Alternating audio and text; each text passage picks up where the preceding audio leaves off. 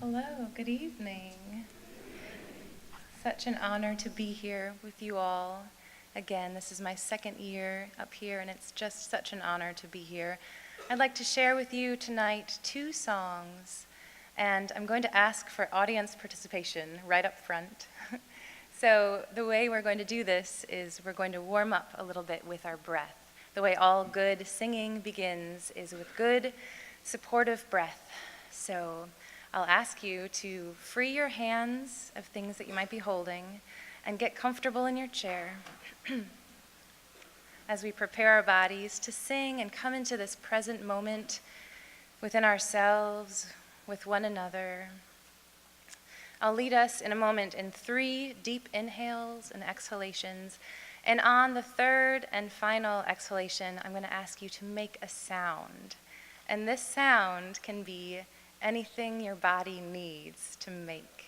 So it can be loud, it can be soft, it can be guttural from the chest, from the stomach, from the diaphragm. It can be a whisper, it can be a sound of joy, or maybe a release of tension. So whatever your body is asking for, just put it to sound as we're connecting our breath to sound, to vibration.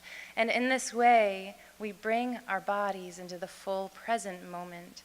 And there's an integration that happens between body, mind, and spirit as we begin to consciously breathe in and out and create sound together. So, are we ready? Okay. Oh, and then I'll teach you the song that you can sing with me. And you might know it. It's called Bright Morning Stars. And this is an Appalachian spiritual song with roots traced back to Kentucky field recordings. So it's very near and dear to my heart, as I am a big singer and sharer of folk music. And this song may be familiar to you, and I'm going to ask you to sing on the very last line of each phrase, or each verse, and it goes like this.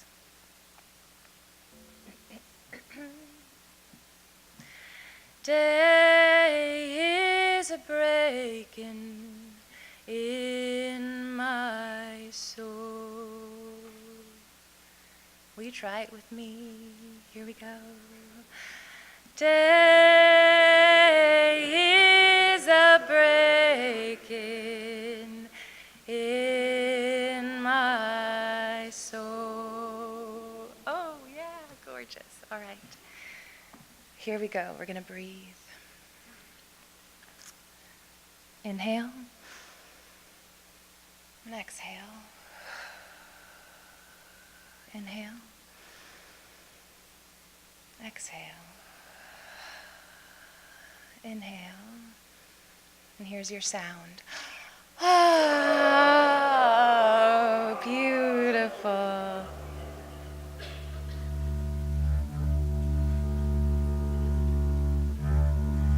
And now, if you don't feel comfortable singing the words with me, I invite you to tone. If you can hear my bass, if you can find the bass notes with me and want to sing along on a hum, you can do that if you want to. And if I change to this note, you might change. Beautiful. And while we're warming up, I'm going to ask my friend Ben Sollee to come out here and join me on the cello.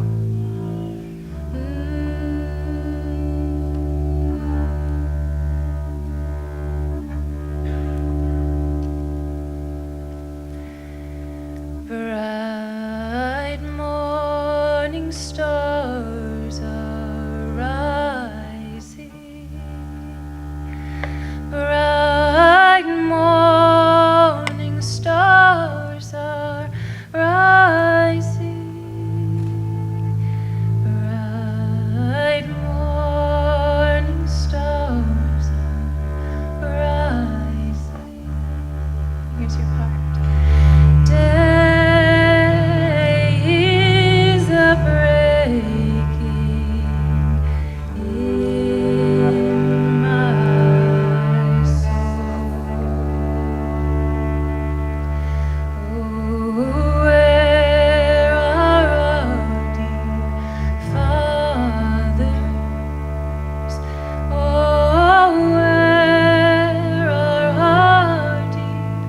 Far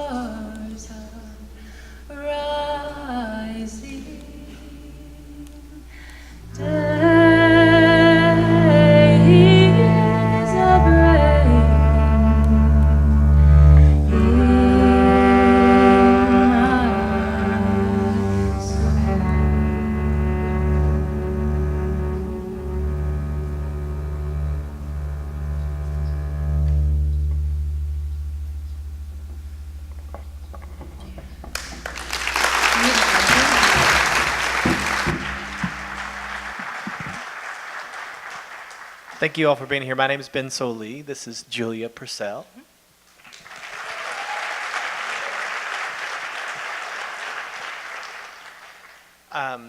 Julia is a musical therapist by training, and we've played a lot of music together over the years, and I think we share the feeling that music is an art form that is so special because it has to be experienced in real time. There's no way to scroll through it faster, rewind or fast forward through it and still have it mean the same thing. You can't crunch it up like, a picture or anything like that. You really have to just be present to experience music. And I think that has resulted in a career for me and for you of being able to connect with people in Louisville, in the state of Kentucky, around the United States, around the world, regardless of language.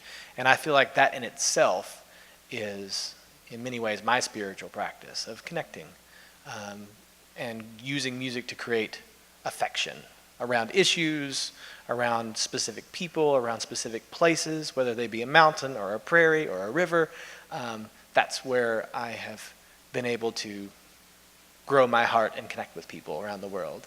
And so that's really what roots me in this program tonight, and hopefully will root our conversation is, gosh, how does this happen as an individual when you're creating and sharing music? How do you feel connected to a higher power, or how do you feel connected to someone else, a memory of them? And then, of course, how do we connect as a group making music together? And so I think that Julia is serving as our magical beginning to what will be an evening that will feature a lot of really great music on this stage. So I'm going to let her continue, and please enjoy Julia Purcell.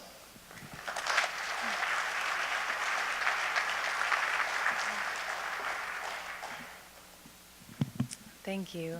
All right, I have one more song to share with you, and I'm going to speak the words, and then I'm going to attempt to teach you the entire song. It's very simple. It's a Navajo prayer, a Navajo blessing, and I wonder if some of you might know this song. It's called Now I Walk in Beauty, and it's intended to be sung in a round. So I am hopeful that we will be able to sing it in a round because it will just be so beautiful. And going off of what Ben just said about connectedness through music, I think music has the extraordinary ability to bring us into the present moment, and like I talked about before, integrating every part of our being. And I think it is when we are grounded and centered in ourselves, then we're able to look up and out and connect in authenticity with other people. And it's kind of a metaphor. I look at music, singing in melody and then singing in harmony. The same way, the melody has to be grounded and centered in order to connect with that note to make a perfect, beautiful harmony. So I love that we're getting to do this together, creating this harmony together. Here's the song. Now I walk in beauty. Beauty is before me. Beauty is behind me, above and below me.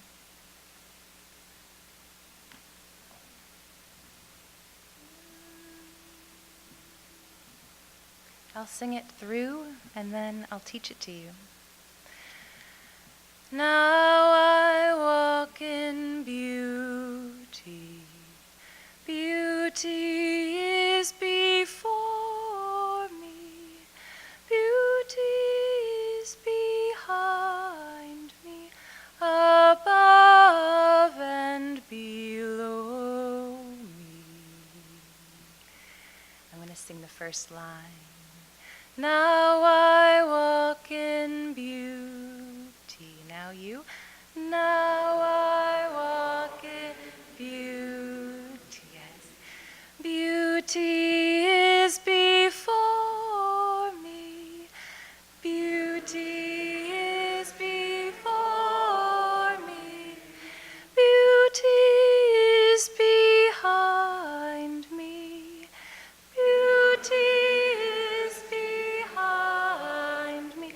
above and below me, above and below me.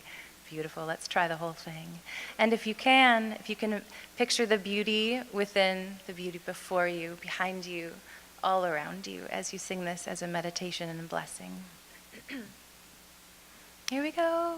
1, 2, 3, 4. Now I walk in beauty. Beauty is before me. Beauty is behind me, above and below me. You've got it. That sounds so nice. Group 1, group 2. Actually, I'm going to divide you right in the middle. Group 1, group 2. Group 1, ready? And I'll bring you in. 1, 2, ready, sing. Now I walk in beauty. Now what is before me? Beauty is behind me, above and below. One more time. Now I walk in beauty. Now I walk in beauty. Beauty is before me. Beauty is behind me, above and below me. Beautiful. Thank you all.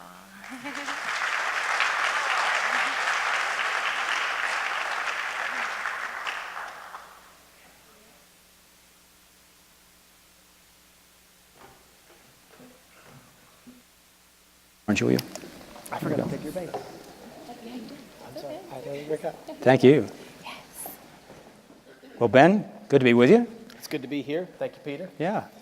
Ben and I started on this journey a year or so ago and thinking about how music and the mind might have some cross connections and how we could put science and arts together in some way that would help all of us.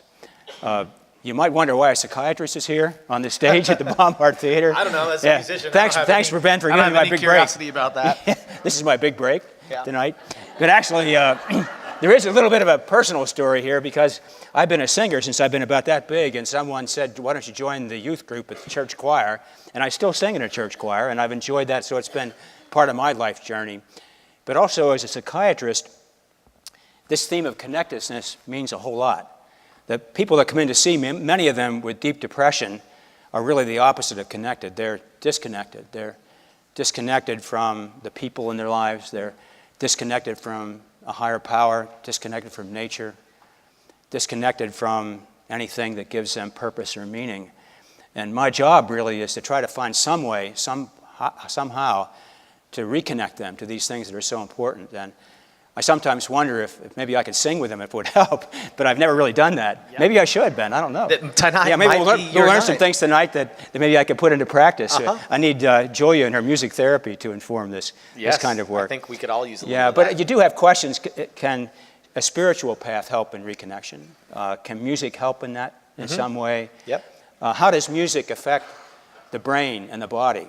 And we're going to explore some of those questions tonight with a really terrific group of experts. They asked me not to say they were experts, but I think they really are. Yes. And we want to bring them up now, and I'm going to introduce them, and then I think we're going to have some more performances and react to them. So could our panel come up, please, right now? Thanks, Ben. Thanks. Yeah, right here on the couch. I have a few cheat sheets here because they have so many distinguished credentials. I better get them straight. On my far left, we have Lisa Miller. You might know of Lisa's work. She wrote this just terrific book, The Spiritual Child, which I had the opportunity to read. And I told her I really wished I would have had that book when my children were young. It would have been, so very useful to us. And I want to pass it along to my kids who now have kids, and I think it's going to be very helpful to them. Lisa is the director of clinical psychology and founder of the Spirituality Mind-Body Institute at Columbia University Teachers College, one of the really first places to do this around the country and the world. She's the co-editor-in-chief of Spirituality and Clinical Practice, which is an academic journal that specializes in these connections between healing, well-being, and spirituality. And she's the editor of the Oxford University Press Handbook of Psychology and Spirituality, in which she articulates a vision of spiritual psychology. Clifford Sarin, in our middle, is a research scientist at the University of California, Davis Center for Meditation in the Brain. His groundbreaking research came out in the 1990s, and he's continued it since. He began to work on understanding the biological processes that were involved in Tibetan Buddhist monks' meditation practices. He's become internationally known for his research on the effect of meditation on attention, emotional regulation, and brain function. And currently, he's the principal investigator. And I know this because I'm a scientist. Being a principal investigator is a pretty big deal. And he's a big deal on a very large project called the Shamantha Project, which is the most comprehensive study to date investigating the effects of long-term intensive meditation practice on biological and psychological processes central to well-being and health. And then Mingtong Gu is to my immediate left, who brings ancient wisdom to the West to improve health and happiness with his joyous and skillful wisdom, healing, Qigong teachings. Mingtong is the founder of the Qi Center, the Center for Wisdom, Healing, Qigong, and leads workshops, retreats, and online courses throughout the world. He was born and raised in China, trained with grandmasters in Tibet and China, and was awarded the Qigong Master of the Year Award by the 13th Qigong Congress. So thank you all of our expert panel for being here, and we're going to have a fun time tonight reacting and discussing things with the performers and maybe to some extent with the audience. We'll find out how it goes. So I think we're going to hear some more music right now. Ben, I think you're up next.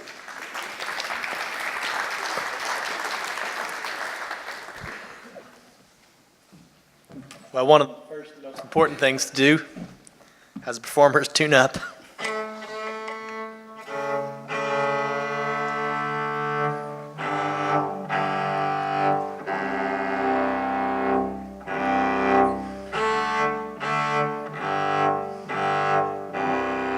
Yeah, that feels just about right.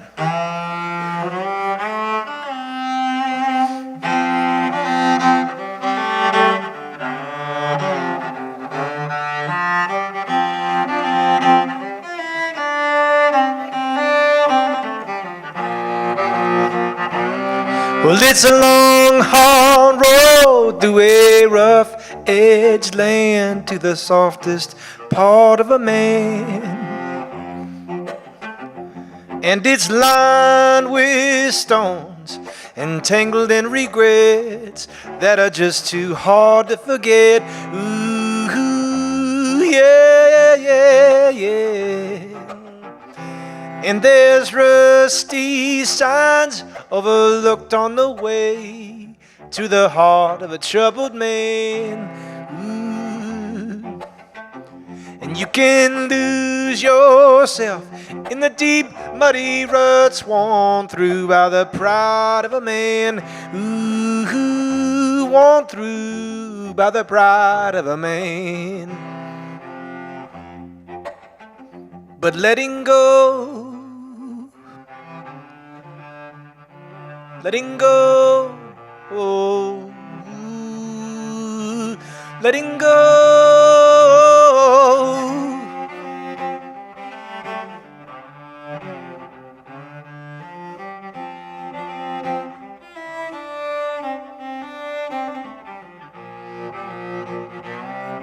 In a lonesome field, there's a wild-eyed mare tied to the weight of a man. And she once ran free with the wind in her hair, breathing hard for the love of a man. Ooh, breathing hard for the love of a man.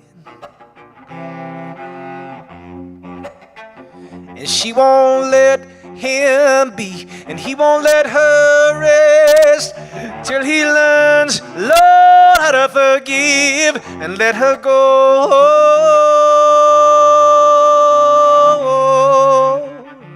Let her go. Let her go.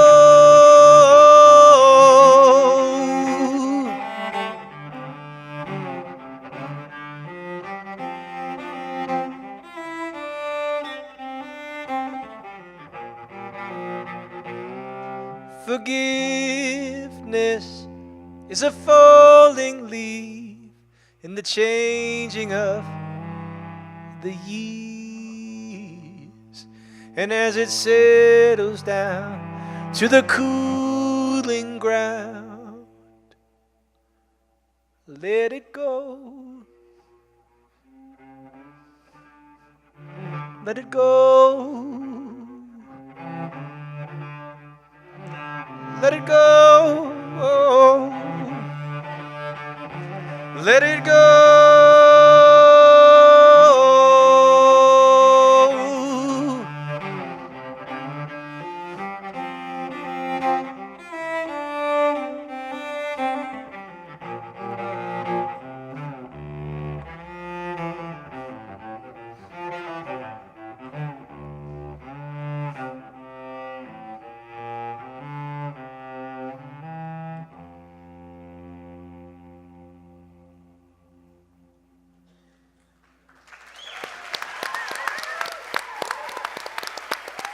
Thank you. Thank you. It's been fun playing the cello all these years. It's just such a amazing instrument to get close to and get all these cool sounds of. And it's taken me all over the world. And I was actually on a tour in China, traveling through Sichuan, China, in the Tibetan region, and somebody put on a recording of music. And I was like, where'd you get a recording of my grandfather? My grandfather was an old-time fiddle player in East Kentucky. His name is Elvis Henry Cornelius, which is a super boss name. And it just had this high, lonesome sound to it. And the person was like, well, this is a recording from Kazakhstan. Okay, well, it sounds just like Grandpa. And they were like, wow, that's interesting, because this music I got from a friend who recorded it from the guy on the mountain plateau in Kazakhstan. And it's like, wow, well, there must be something about mountain music. There must be something about that high, lonesome sound. And so I tried to write a song that brought that together. And I'll play a little bit of it for you here. It's called Embrace.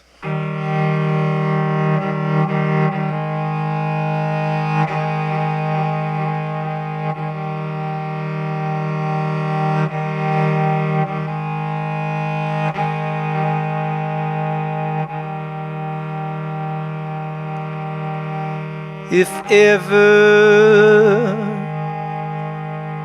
your memory should warm your chest where I once kissed, if ever my name should fall from your tongue, embrace your thoughts of me.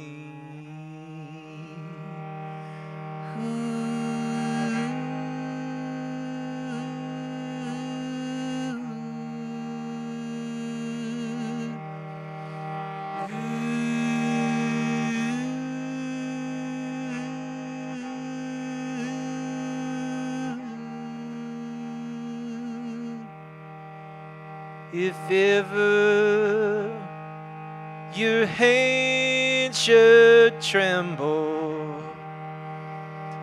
and reach for my battered knee, if ever your heart should shudder,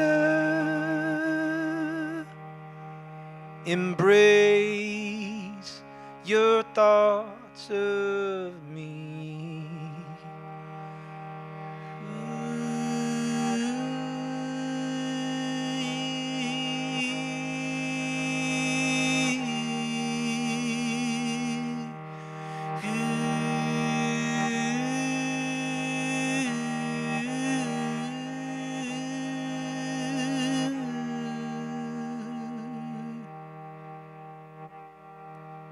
If ever you should forgive me for my youthful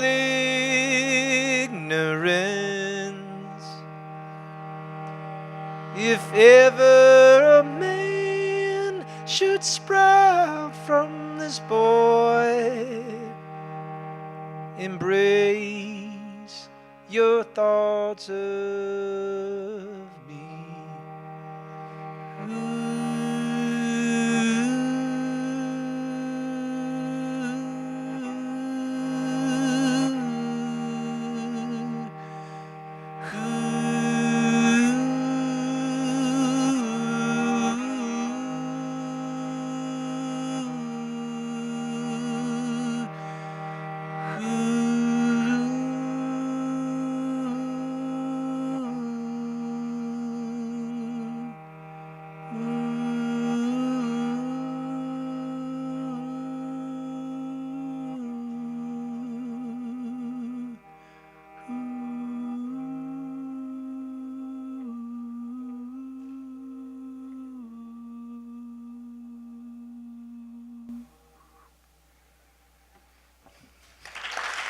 Yeah. I haven't played that song in a while. It gets me all emotional. I haven't played that song in a long time.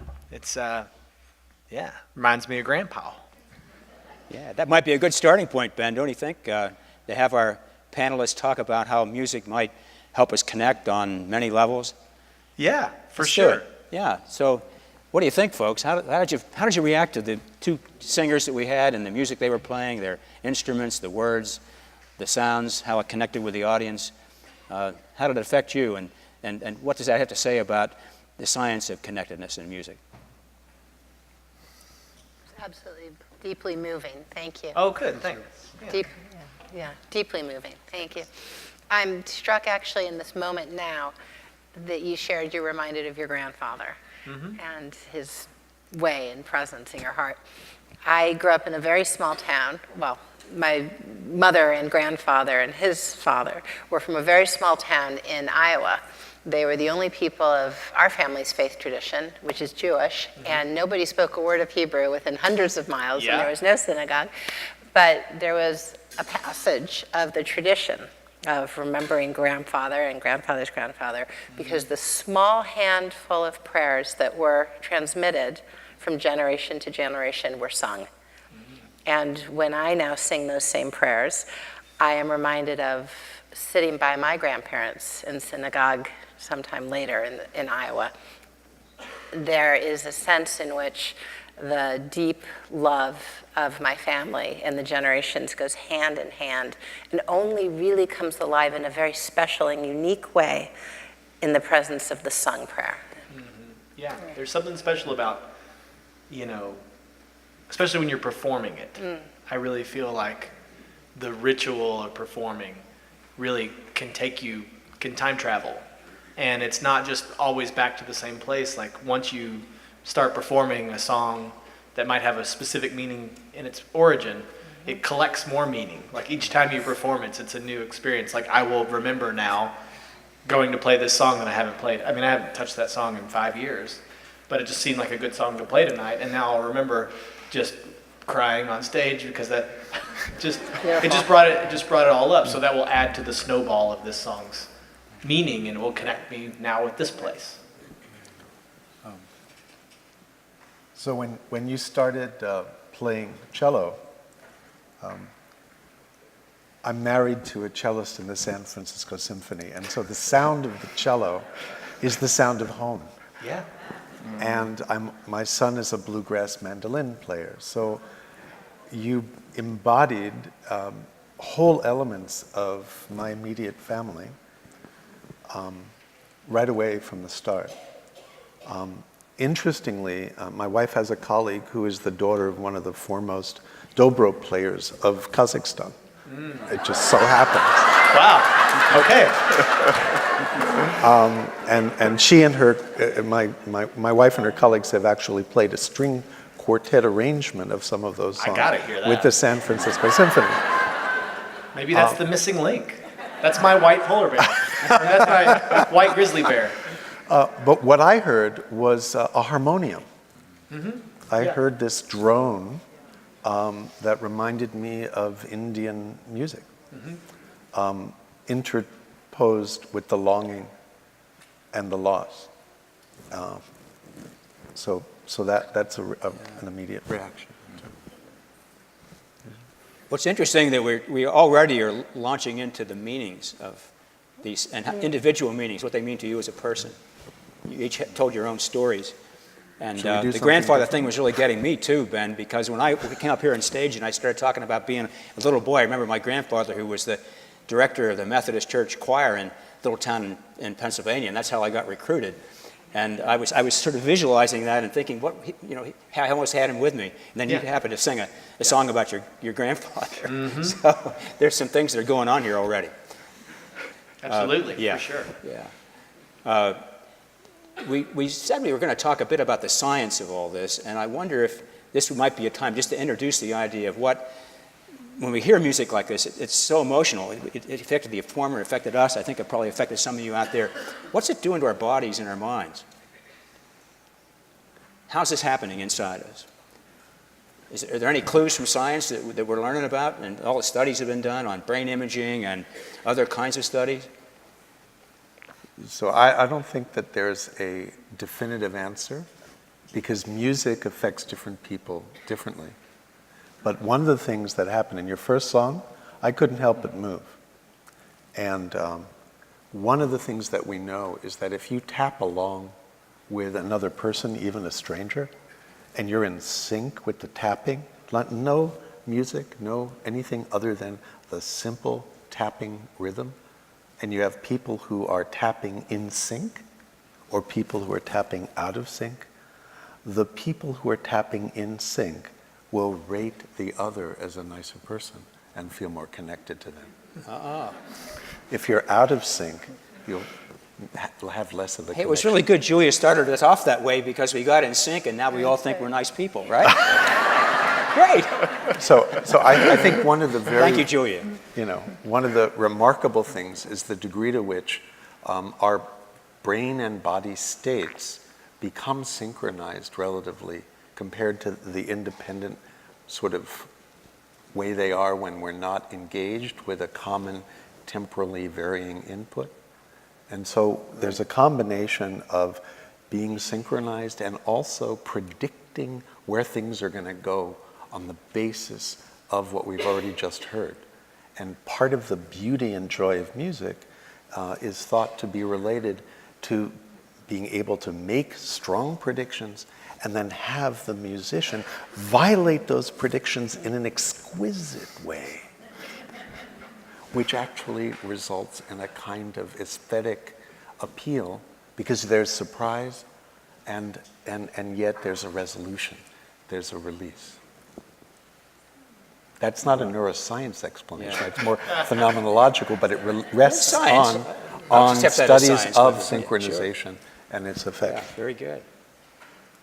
Lisa, you've done some studies on the brain and spirituality. Could you share a bit of that work with us now? Sure. Together with a couple teams, we've looked at the notion that people have very broad and diverse spiritual experiences, and yet there seems to be some common universal core that carry common universal neurocorrelates. So if each of us here tells a story of a profound moment of spiritual connection, it would, of course, be told perhaps in the language of life, or the language of our faith tradition, the language through which we hold the universe. But interestingly enough, there's some core regions of the brain that will light up and be showing blood flow in every single one of us alike. And we've looked at that not only in terms of our shared neurocorrelates, but also in terms of our shared phenomenology. And we see that all around the world, we've looked in China, we've looked in India, we've looked in the US, and we're now going on to look in fellow countries. There's what we might call at least 5 phenotypes of spiritual awareness. And one is a deep sense of interconnectedness or oneness. Another is a sense of love as being much more than an emotion, like happiness, but rather some form of mutative force. A sense of altruism, service, tikkun olam. A practice of transcendence, prayer, mind, body. And the notion, finally, that morals are not cherry-picked, but derived from some ultimate relationship to reality. So all around the world, we share this. We might have a little more of it or a little less of it, but it's in all of us. And all around the world, to the extent that I exercise and develop my 5 phenotypes, I'm less depressed. I'm less substance abusing.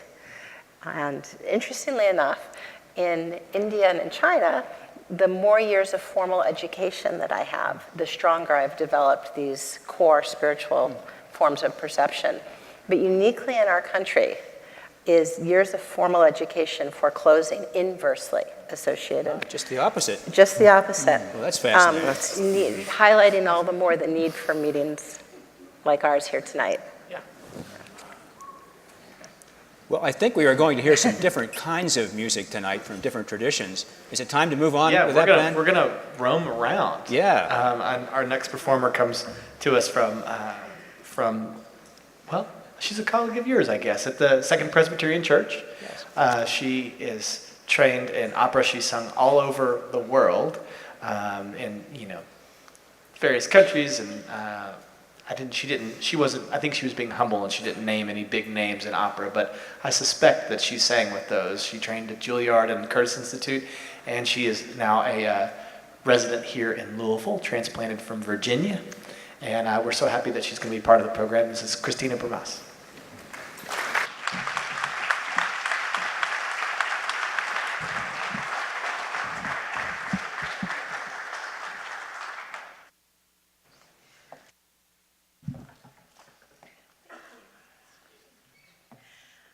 I would like to introduce my wonderful friend, Paula Roberts, who will be accompanying me today.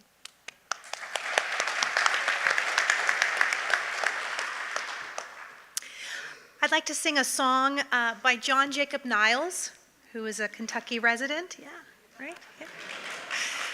It's called I Wonder as I Wander.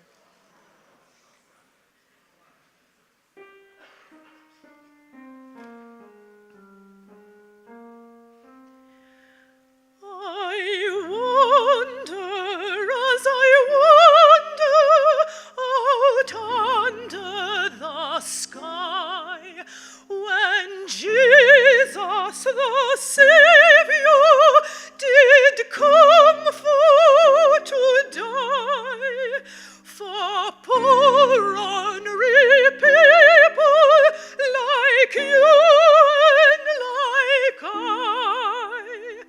I wonder as I wonder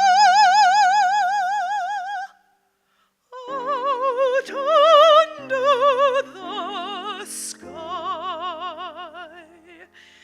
When Mary birthed Jesus, 'twas in a cow stall, with wise men and farmers and shepherds and all.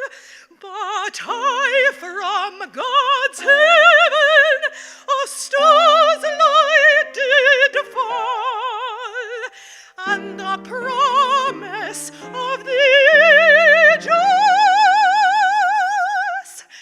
it then did recall. If Jesus had wanted for any wee thing, a star in the sky or a bird on the wing, or all of God's angels in heaven for to sing, he surely would have it, for he was the King. I wonder as I wander out under the sky, how Jesus the Savior did come for to die for poor ornery people like you and like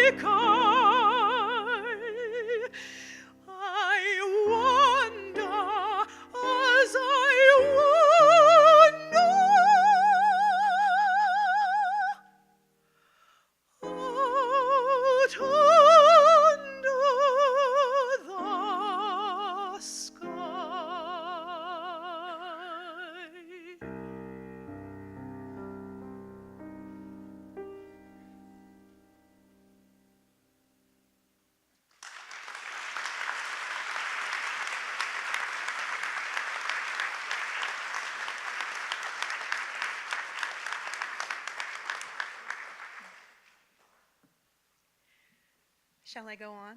Oh. Many of you, I'm sure, have heard of the Lord's Prayer. And it has been written in many different styles.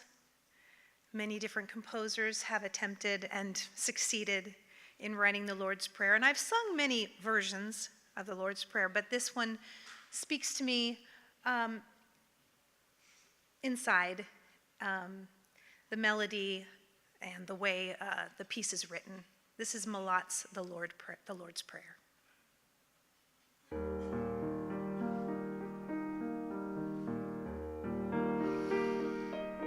Our Father,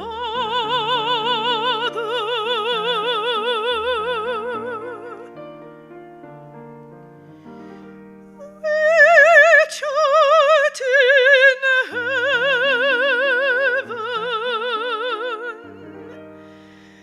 hallowed be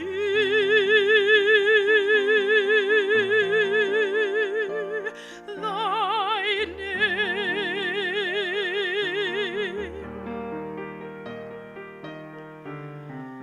Thy kingdom come, thy will be done on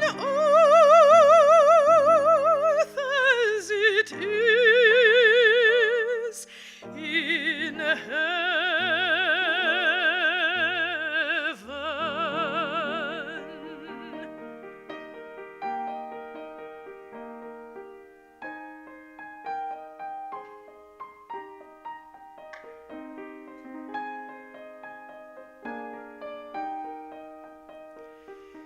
Give us this day our daily bread, and forgive us our debts as we forgive our debtors.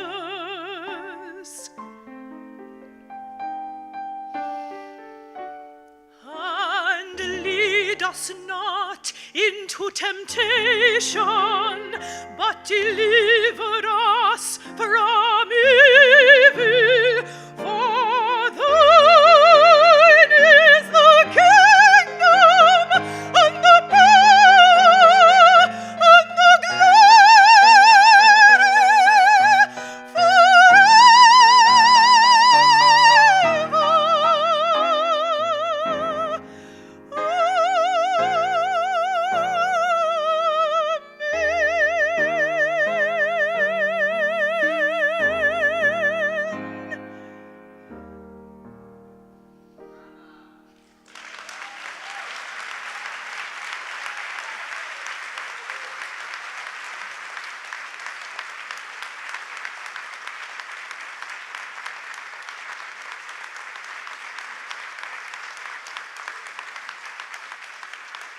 Thank you. Can you stay with us and chat for a little moment? Yeah, we can stay up there so you have a microphone. That's good. Thank you, Christine. Fantastic. Now we had a very different kind of a feel, didn't we, from our sort of quiet with the bow and some really expressive, out there, really strong stuff. And I think I wanted to ask actually Christina something first. You have a very special kind of connectedness for music in your family. And your husband is a musician and both of your children are. I wonder what it's like to actually be in a family where music is shared so much. Well, it's an awfully loud house. We have earplugs all over It looks the like home. Ben found a seat for you. That's great. That's a lot easier. Thanks, Yeah. Ben. Yes, so our children have sort of followed in our footsteps a little bit. Our son, well, first of all, my husband is a trumpet player, plays with the Louisville Orchestra. I actually came from Virginia and moved here with him, so my roots are, sort of have some here now. And my son, Nicholas, who's getting ready to graduate from high school, he's a trumpet player. How do you figure that, right? And my daughter is a singer. So, yes, so they couldn't really avoid it. Yeah. But yes, a lot of music going on in our home. Yeah. I wonder if music does tend to help us build families with people in our lives, with people that are very close to us. You certainly have someone that's close to you that music bonds you in a way. But I wonder if that helps us also with the family of people in our communities and across continents. It helps to build that kind of a family feeling. What do you think, panelists? Does it do that? Yeah, I mean, Am I overstating things? I think it can. It's not a guarantee. Right. And it's wonderful that your kids are able to be with the same instruments. Our daughter started on the cello, but that didn't last too long. She plays the trombone, which is about as far from a cello as you could get. Yeah. But when they're playing together, it creates, I'm in awe of the talent and expressive unity within my own family. And then my daughter plays klezmer cello, accordion as well. So we have a very interesting mix. But in terms of this human family, I think now that we have access to music from all over the world, right in our pockets, we are able to begin to see the world through other tonal and rhythmic eyes. And I think, Yo-Yo Ma's Silk Road project is something that has really brought into the world an extraordinary breadth of different expressive modes from the multiple nations that, I don't know if you're familiar with it, but there's a wonderful documentary about that film that I would recommend to everyone. Ming Tong, your work has been on sound healing, I believe, isn't it? And use of sound in meditation and healing. And it's, I think, a different tradition than the Lord's Prayer. And I wonder if perhaps you could reflect on some of your work and how it maybe contrasts, or perhaps there are even some commonalities with the kind of music that we heard from Christina and the folk work that we heard from Ben and Julia. First of all, I'm not an expert in music, in sound, in science behind us neither. So, but I can really feel the music, feel the amazing energy you shared with us, all the musicians shared with us. I think many of you, all of you, right? Feel that, feel it in your body. Yeah. So mostly, we all know music is a universal language, yeah. And it's really the language of the heart. I would say the language of the whole body, language of the soul. And so this musician, what we just experienced, is really putting us into that state. And it's very interesting because today we're speaking of how we transcending this narrow, dualistic mind programming, so can come to the heart directly and embody, activating the wisdom of the heart. I think the music is powerful, one of the most powerful way for us to access that. And even I wasn't born as a musician, still don't know how to sing. Part of me I wish I can sing like you. So if many of you feel this way, it's wonderful, inspiration, but also you still can do without being, perfect professional musician or singers. And because there's so many ways to access that. Not only just listen to the music, but also you can activating the music inside of you by making this sound, as Julien, in the beginning, inviting us. Somehow, some of us, when I started, I was intimidated. How could I do that? But once you get into it, feeling your body, feeling your heart, then this sound has magical power. It's really about activating the energy, slow the vibration. And for me, the music is the emotional experience. It's not really a mental experience. The mind quieting down, relaxing, detaching from the busyness, from the stressfulness of life. Then the heart can experience something deeper and bigger. So I say deeper and bigger to allow us really connecting inside of us deeper. Bigger allows us to connecting with others, existence of life, wholeness of life, much more beyond the mental story, so to speak. And that is really the power of the music as well as the sound. That's what I passionately share with the people. So now I can say I can enjoy the sound without being a professional musician. I think every one of us can do that. So that's what we're going to share tomorrow morning during the practice of sound. Very good, yes. I think we're going to now hear some other music, unless there are other things that the panel would like to say. We're going to move on here. A different, very different I would kind just of like thing. to say Yes. one thing Yes. off of what Sure. he was saying. It was really very deep and meaningful. I feel like you said, I was intimidated at first, but I think you just let go. And when Ben Sollee was singing, I kept hearing that phrase, let go, let go. And I think a lot of times we don't let go. And as a performer myself, I actually have to let go.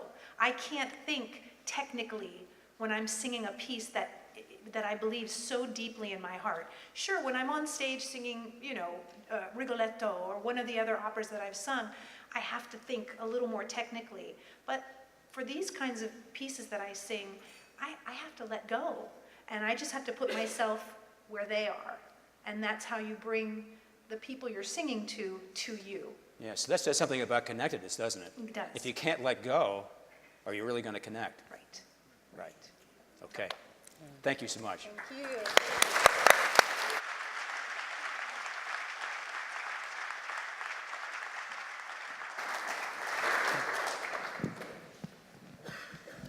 So we've heard from some performers that are performing as individuals, and I think that as connecting themselves to a higher power, connecting it in this individual with an audience, and I think that it'll be really insightful to think about now, how do we as performers perform together, connect with each other on stage so that we can connect with that. It's a little bit of a different, it's a different position to be as a performer on stage, and certainly a different feeling for the audience can be had by that. So looking around the area for performers, I couldn't think of anyone better to represent the power of group performance than this next fella and the ensemble that will be singing with him. He has been nominated for pretty much every award out there. He's won a Dub Award, a Stella Award. He is just newly signed to Tyson Scott Records, and he'll be singing today with his Atmosphere Changers, Jason Claiborne and the Atmosphere Changers.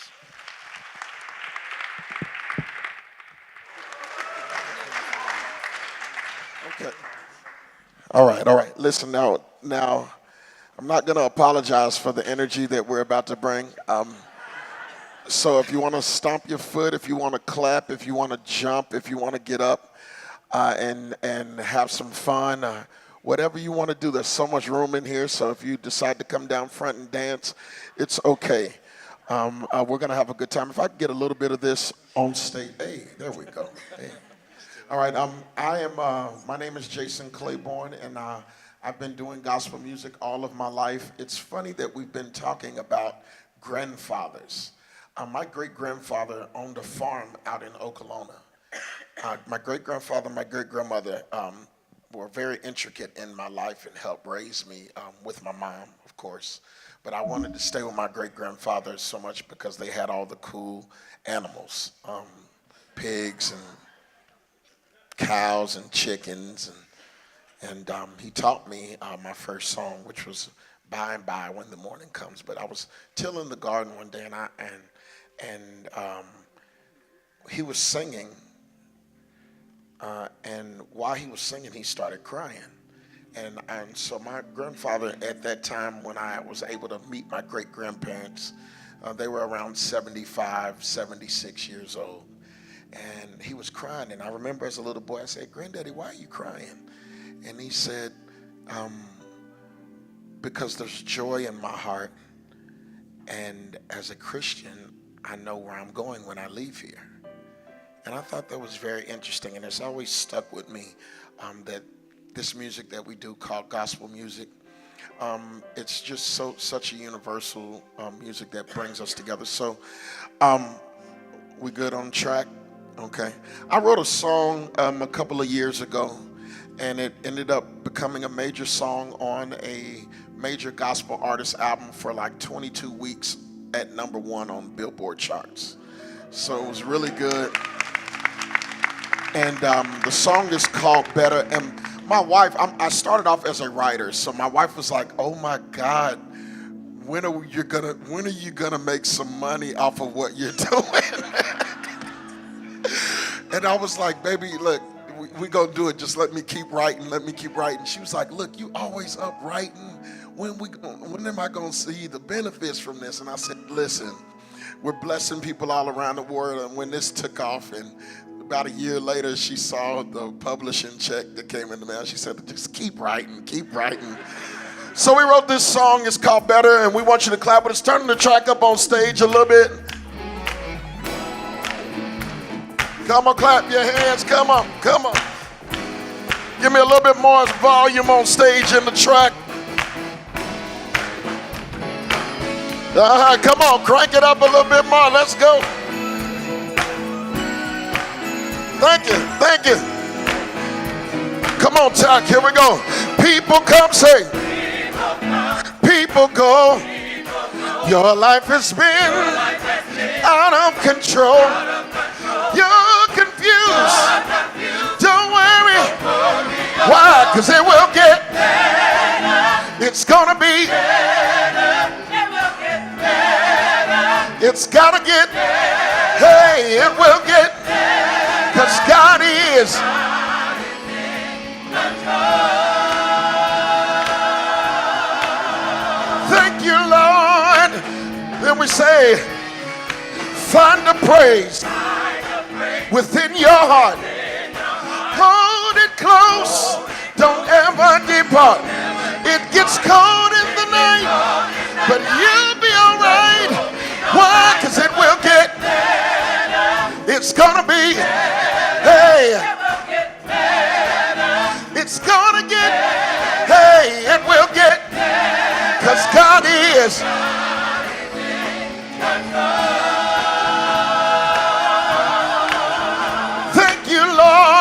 And the word of the Lord says this: whatever state I find, I've learned how to be secure. Oh, knowing that God will supply all my needs. Hey, it will get better. Gonna get better for you and for me. Gonna get better. Hold your head up. Gonna get better. Hey, it will get better. Hallelujah. Gonna get better. Better in your home. Better on your job. Gonna get better. You can hold your head up. Gonna get better. Hallelujah. It will. It will get better. It's gonna get better. Hey, it will get better. It will get better. It's gotta get better for our country, for our family. It will get better. It will get better. Gonna get better. Hey, it will get better. Hey, it will get better. Gonna get better.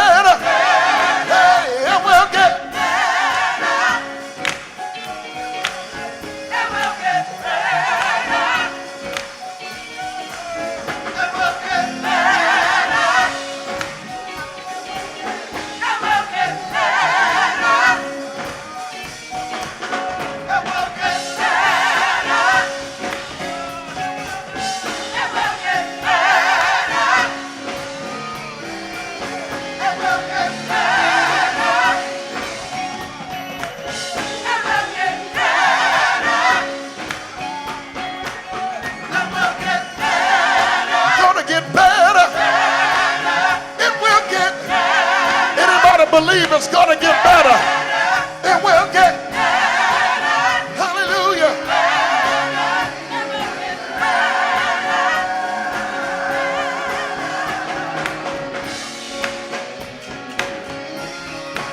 It's gonna get better. Come on, somebody make some noise in here.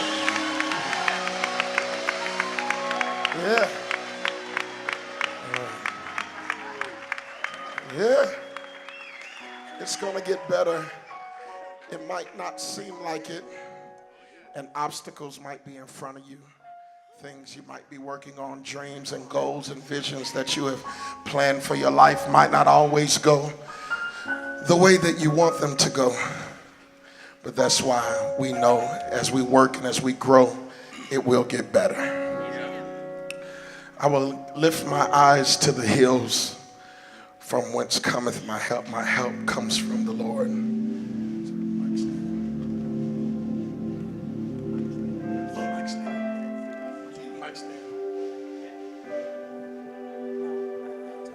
Y'all feel free to talk to me whenever. I don't want to scare.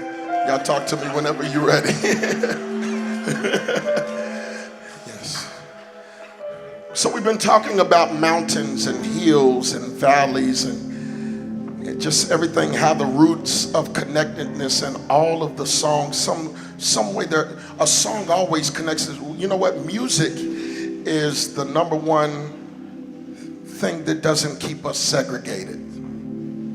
You can always look. You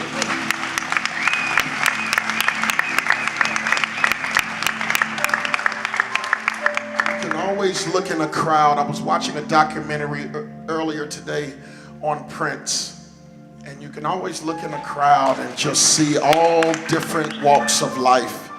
And it's something about when you strike a guitar up or when you open up your mouth and sing something.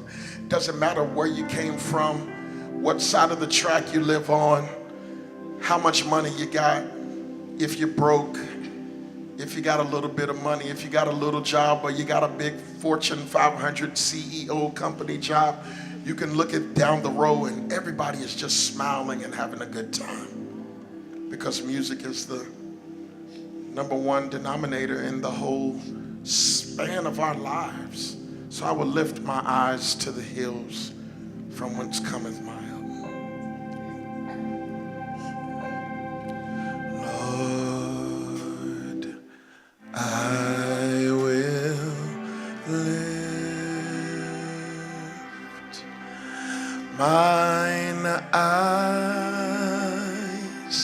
to the hills, for it's knowing that my help is coming from you.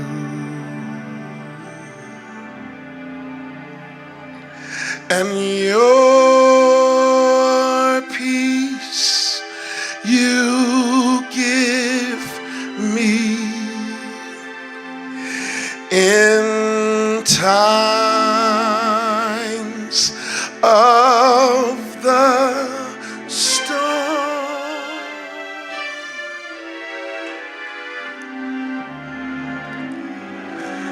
You are the source of my strength,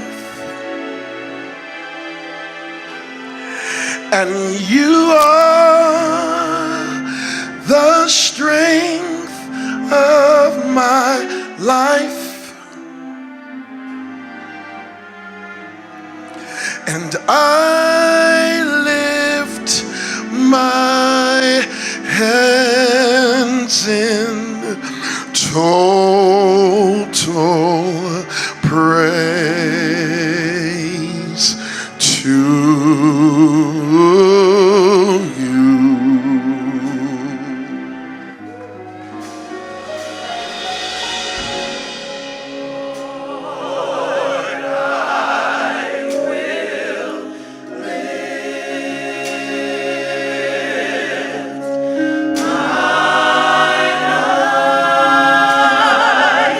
To the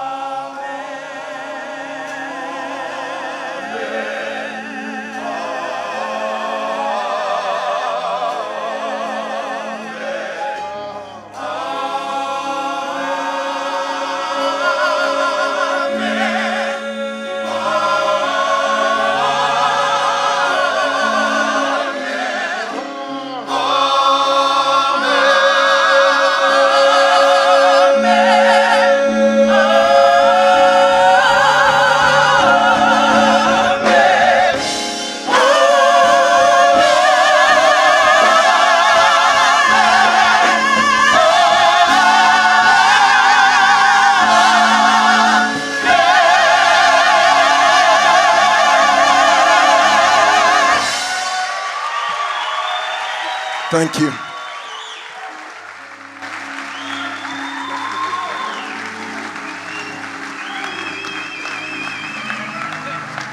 Have you guys join in on the conversation? Yeah, that's good. Yeah.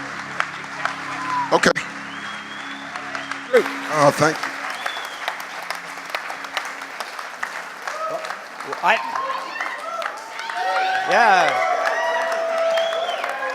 I don't think we need any scientific explanation of that. I think we all understood, didn't we?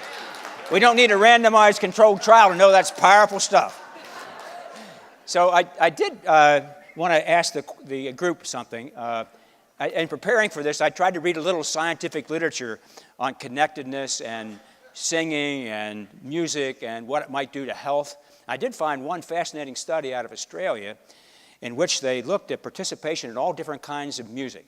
And it turned out that participation in basically any kind of music was associated, number one, with higher scores on well-being, and number two, probably with better health. And guess which one won? Choir, tell me. Out of all kinds of participation, which was the top scorer? Choral singing. Put her there. So you're Awesome. doing it. And I had a great seat back there because I wasn't in the choir, but I was right there. I could feel it, and I could see you could see their faces, touch joy. So thank you. No problem. Yeah. No problem.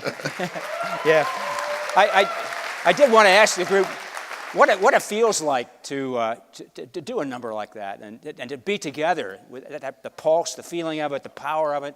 What's that like as an individual and as a group? I think that for many of us, because we've been singing together for so long, as far as like connectedness goes, it just brings us closer together, not only just as individuals singing together, but just closer in our relationship with God. So being able to sing something so powerful and have so much meaning behind it and understanding where the word comes from just allows us to grow deeper and get rooted in our faith. Yeah, you could really feel that was really there, so authentic. Yeah. It also builds community with one another, and the connectedness of singing these songs.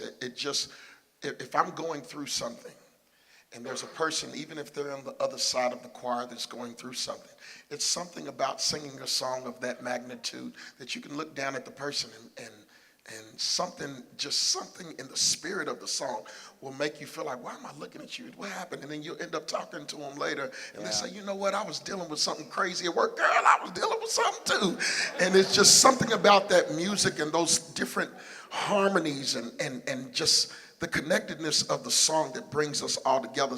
A lot of times we'll be singing something, or even somebody else. We were sitting down there, and we, as a younger generation, they kind of react to stuff a little bit different. So when the opera singer was singing, everybody was like, ooh,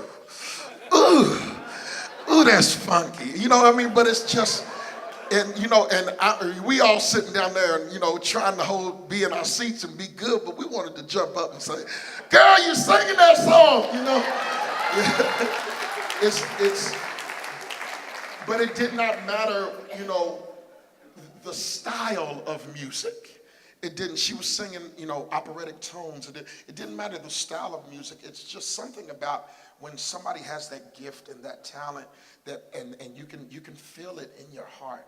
You can feel it in your spirit, and it almost, if you close your eyes, I watch some of you all just close your eyes. It'll take you, like you're on a trip somewhere. I know you'll wake back up and you'll be in the Bahamas when you close your eyes. And I'm in Kentucky Center for the Arts, but that's just one thing. It just brings us closer together, and songs do that. I think that there was some discussion about music somehow being able to synchronize rhythms in our brains and bodies. Is there some science on that? There is. They certainly are the atmosphere changers. That was a very powerful form of prayer. And having the gift of sitting here by your side, it was profoundly awakening. It was profoundly transcendent. You're beyond, so beautiful. And sure, science has a little mirror over here to say that you certainly do sort of synchronize our brains with you. Andy Newberg, one of our colleagues, shared that if 9 people are praying and the 10th walks into the room, he or she slips right into prayer that much faster. Yeah. And you've brought us all in. Yeah, I think you synchronized a lot of brains with those numbers, folks. And what we're going to do now is I think you're going to close us out with two more. Is that right? Yes, we do. We have Great. a couple more songs we're going to do. Okay, If no that's more fine with discussion. Let's everybody. just let it rip. Thank you, Jason. Way to go. Ben, come on, Ben. Come on. Okay, cool. I want to add Yes. one thing before you sing. One of the reasons that we're up here gathered together is because of a conversation that happened that was orchestrated by my dear friend Marianne Welch, who brought us together with the UofL Depression Center and Teddy Abrams and all these wonderful musicians. And so I just want to thank her for that, for bringing this beautiful program to life through conversations and connectedness. Back to y'all. It's funny that we're talking about science and we're called the atmosphere changers. So it's just, everything is just coming together like it's bananas. I mean, it's crazy, but in his infinite wisdom, that's higher power does what he does, and we love it. There's a song called Even Me. It's a hymn, but we put a little twist on it. Lord, I hear of showers of blessings. Thou art scattering full and free. Shower of thirsty souls refreshing. Let some drops now fall on me. And sometimes people in life are in situations and things, and there might be things that you haven't told anybody about. And sometimes I feel like God drops those drops of joy and peace and to let us know that he's with us and that he's leading and guiding us through our life. He'll show and send somebody next to our desk and just pat us on our back and give us a hug and just say, hey, I just wanted to tell you, you look nice today. And even if you woke up this morning and you felt like you looked horrible, somebody coming by you and just tapping your shoulder and saying, oh, I like your hair. And you were looking at your hair this morning like, what in the world? A wind. Was there wind in my house this morning? But I'm sorry, y'all. I love to laugh and have a good time. But let some drops fall on me. We hope you like this song.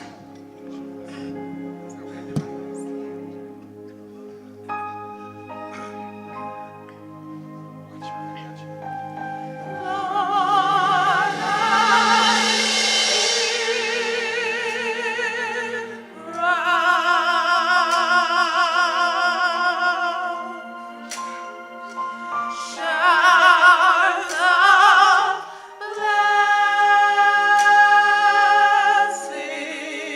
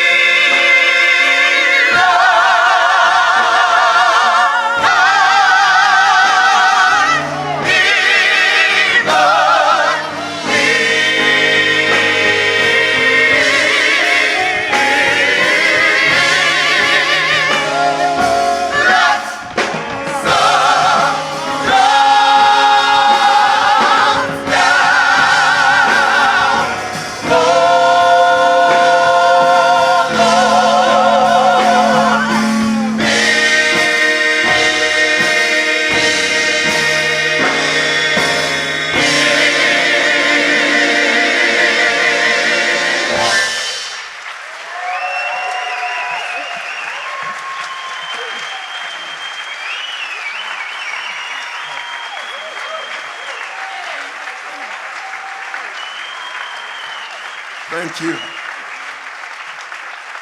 All right, we're going to jam our way out of here. Okay? So look, y'all can loosen up now, all right? Okay? I told them, I said, we have to be astute. We have to make sure that we're together. I said, now we're going to let our hair down a little bit. I love being a part of events like this because you get to just understand that the world is so much bigger than just where you are.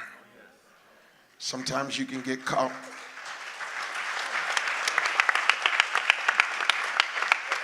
Sometimes you can get caught in your world, and it's not, sometimes it's just where you are, and you forget that there's other people living and moving in their worlds as well. So to be able to be here with the Festival of Faiths and bring everybody together, I want to say, Ben, thank you once again so much. Ben, y'all give it up for Ben. That's my brother. You can't never get rid of me, so you got to get used to seeing my face.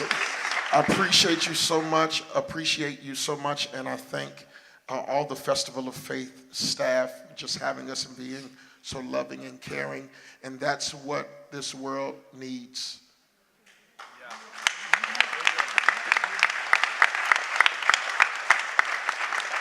I'm going to say this because this last song says you're all I need, and it just talks about God being all we need. But the only thing that's different about us, we are all built, our bodies are built the same way. It's just a color.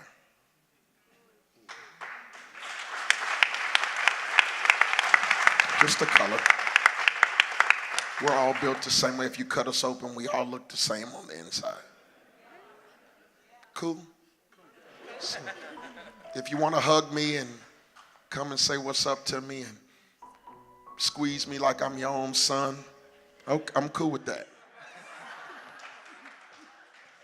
Because it's nothing but a color. Everything else, people have put us in this bubble. But it's all about love and sharing love with one another.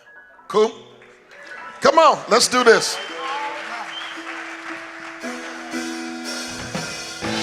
Come on, clap your hands, come on.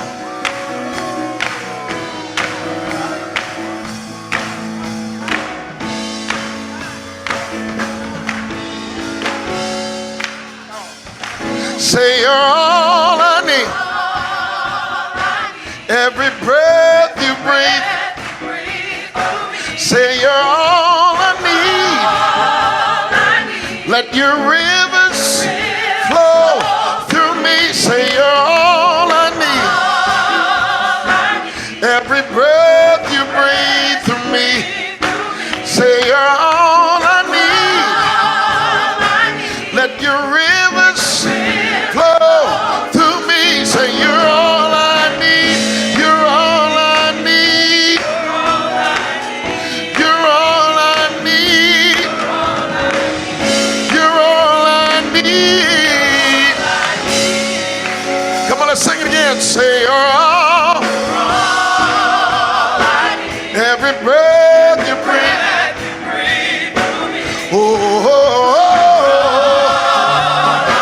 Let your rivers flow through me. Say you're all I need. Every breath you breathe through me. Say you're all I need. Let your rivers flow through me. You're all I need. You're all I need. Hey, you're all I need.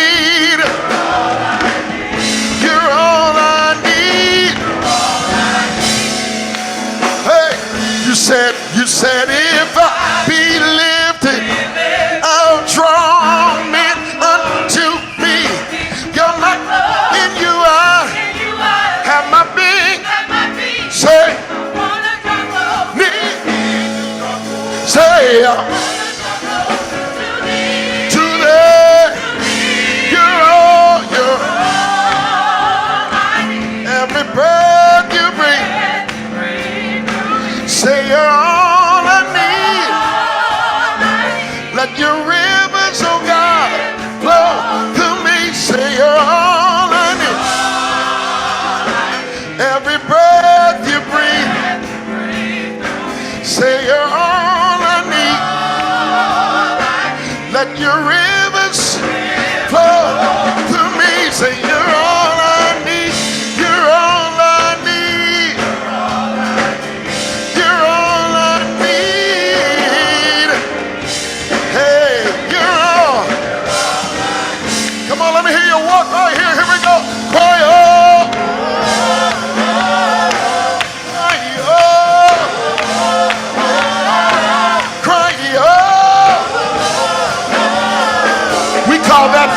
Cry. Cry, oh. Cry, oh. Cry, oh.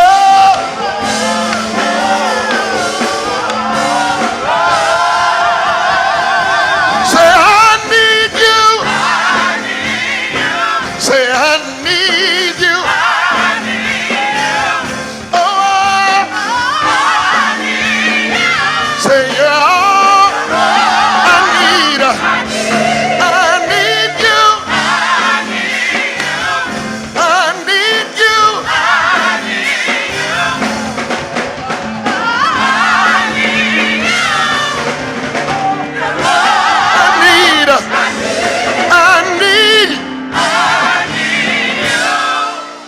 Thank you.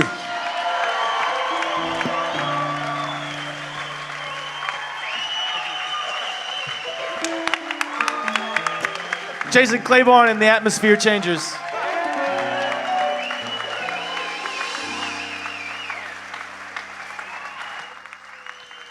Thank you all so much for coming out tonight. We'll see you around. Stay connected.